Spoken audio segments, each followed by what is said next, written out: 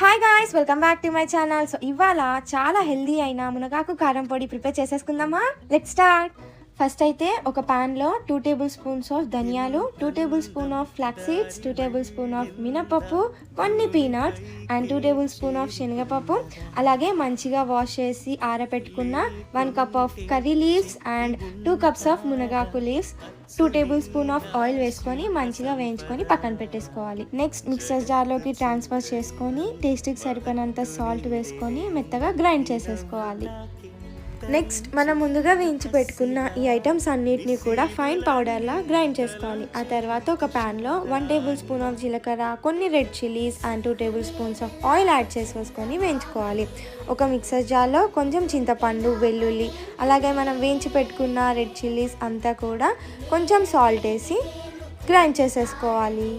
తర్వాత మనము ముందుగా గ్రైండ్ చేసుకున్న మునగాకు లీవ్స్ అండ్ ఈ రెడ్ చిల్లీస్ పౌడర్ని మొత్తం మంచిగా మిక్స్ చేసేసుకోవాలి.